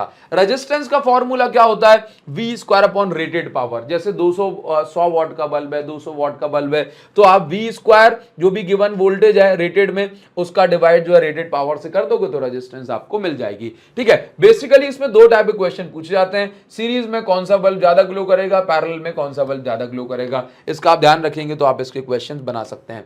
अब देखिए यहां पर ना कुछ एक बात आप याद रखो, ये क्वेश्चंस आपको बनाने में आपकी हेल्प करेंगी। जैसे ईएमएफ पर बेस्ड क्वेश्चन पूछ लिए जाते हैं। जैसे आपसे पूछ लिया गया कि भाई सेल के बीच का पोटेंशियल डिफरेंस दिया गया है 8.5 वोल्ट और इसमें 3 एम्पियर करंट मिल रहा है। ठीक है, करंट कहां फ्लो हो रहा है, from negative to positive terminal of cell inside the battery. बहुत इंपॉर्टेंट बात है कि आप सभी लोग समझते हैं, इसको हमने डिस्कशन भी किया है कि बैटरी के अंदर जो करंट फ्लो होता है ये किस तरीके से करंट फ्लो होता है। देखिए जरा, तो बैटरी के बाहर तो प्लस से माइनस जाता है, लेकिन बैटरी के अंदर माइनस से प्लस जाता है। ये इसका मतलब नॉर्मल केस है, ये नॉर्मल केस है। ठीक है, मतलब ये नॉर्मल केस है, तो कह रहा है कि जब negative to positive inside the cell, जब बैटरी के अंदर नेगेटिव टू पॉजिटिव करंट जा रहा है तो आप देख रहे हैं कि 8.5 जो है टर्मिनल वोल्टेज की वैल्यू है। लेकिन जब 2 ampere current positive to negative जा रहा है, बैटरी के पॉजिटिव नेगेटिव जा रहा है, तो जो पोटेंशियल डिफरेंस है 11 वोल्ट है। Calculate the EMF of cell. देखो बहुत सिंपल सी बात मैं आपको बता रहा हूं, कि ऐसा आपसे कहा जा रहा है कि ये आपके पास एक सेल है, तो सेल में जनरली क्या होता है, सेल में ये होता है, मान के चलो इसमें कुछ रेजिस्टेंस वगैरह कुछ भी होगी। ठीक है, तो सेल क्या करती है भाई, पॉजिटिव से करंट भेजती है और नेगेटिव के थ्रू जो है ये यहां पर वापस जाता है। तो ये तो कौन सा केस है, करंट ड्रॉन का। तो जब बैटरी के अंदर कैसे करंट जा रहा है, नेगेटिव टू पॉजिटिव, तो ये तो करंट ड्रॉ किया जा रहा है। मतलब इसमें कौन सा फॉर्मूला लगेगा, पहले केस में V is equal to E minus IR। ठीक है, अब दूसरे केस में क्या कर रहा है कि सेल के पॉजिटिव से नेगेटिव में करंट घुस रहा है, यानी कि करंट जो है वो ऐसे घुस रहा है, ऐसे करंट इसमें ऐसे घुस रहा है, ऐसे करंट घुस रहा है पॉजिटिव से तो भाई करंट निकलता है, पॉजिटिव में घुसेड़ क्यों रहे हो तुम, तो इसका मतलब सेल रिचार्ज हो रही है। तो सेल रिचार्ज वाले केस में हमने ये फॉर्मूला लगाया, V is equal to E plus IR, ये फॉर्मूला हमने लगाया। ठीक है, दो फॉर्मूले हमें लगाने होते हैं। अब देखिए इसमें क्या है, जब 8.5 वोल्ट था तो आपको इतना करंट मिल रहा था, वैल्यूज पुट की। ठीक है, जब पॉजिटिव टू नेगेटिव करंट जा रहा है तो 11 वोल्ट जो है आपको दिखा रहा है और 2 एम्पियर करंट दिखा रहा है, तो आपने वैल्यूज पुट की।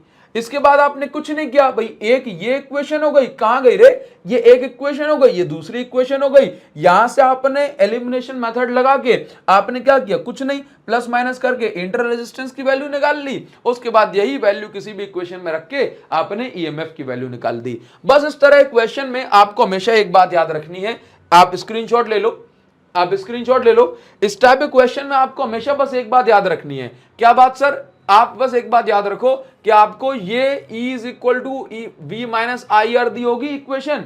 ठीक है, करंट ड्रॉ हो रहा है तब, और करंट जो है सेल रिचार्ज हो रही है तो V प्लस IR लगी होगी। बस आप इसमें एक बात याद रखो कि आपको दो इक्वेशन बनेंगी, आपको दे देगा कि भाई जब सेल का EMF 12 वोल्ट है तो इसमें इतना करंट है, जब सेल का जो पोटेंशियल डिफरेंस है तो इसमें इतना वोल्ट है करंट, और जब सेल का पोटेंशियल डिफरेंस 10 वोल्ट है तो इसमें इतना करंट है। बताओ ईएमएफ की वैल्यू क्या है, लगाओ दो इक्वेशन, एलिमिनेशन मेथड सॉल्व करो, अभी आंसर आ जाएगा। ठीक है, तो इस प्रकार से आप इस टाइप के क्वेश्चंस को सॉल्व कर सकते हैं।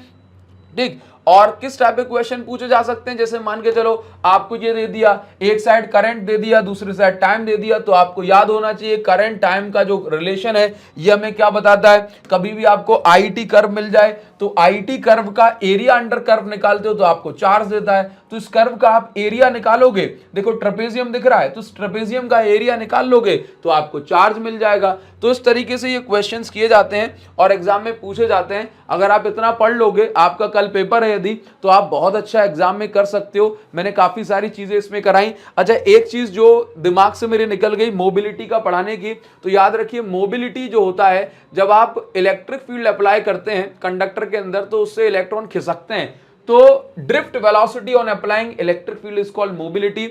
अगर मैं इसका फॉर्मूला डिराइव करता हूं तो ये बनता है ई टाउ बाय एम। ये किसका है भाई? ड्रिफ्ट वेलोसिटी का। इसके बाद आप ये देखेंगे कि एक्चुअल में जो इलेक्ट्रिक फील्ड है अपॉन में ही है, तो यहां पर आप देख रहे हैं इलेक्ट्रिक फील्ड से इलेक्ट्रिक फील्ड कट गई, तो मोबिलिटी का जो फॉर्मूला है ई टाउ बाय एम बन जाता है। तो आप ये देखेंगे मोबिलिटी के फॉर्मूले में पोटेंशियल डिफरेंस नहीं आ रहा, तो आप पोटेंशियल डिफरेंस को घटाओ बढ़ाओ उससे कोई फर्क नहीं पड़ता, जो मोबिलिटी है वो कैसी रहने वाली है, ये कांस्टेंट रहने वाली है। तो कुछ बातें हैं जो आपको ध्यान देनी चाहिए, चैप्टर को अच्छे से पढ़ोगे सारी चीजें आपको क्लियर हो जाएंगी। अगर ये वीडियो का जो कॉम्पैक्ट फॉर्मेट अगर आपको पसंद आया है तो मुझे जरूर से कमेंट सेक्शन में बताना। आपका एक एक सिंगल कमेंट मुझे मोटिवेशन से भर देता है और मैं चाहता हूं कि आपके लिए इसी तरह से लगातार कंटेंट लाता रहूं। जल्दी से इस वीडियो को लाइक कर देना, अपने दोस्तों के साथ शेयर कर देना और कमेंट सेक्शन में लिख देना कि सर आप बहुत बढ़िया हो, सर मजा आ गया इस वीडियो में। तो मैं आपके लिए नेक्स्ट वीडियो जल्दी से लेकर के आने वाला हूं, आपका बस कमेंट सेक्शन में इंतजार कर रहा हूं। बाकी विनर्स बैच में आप मुझसे कल से जुड़ सकते हैं। Thank you so much guys, thanks a lot, see you again in the next video, thank you.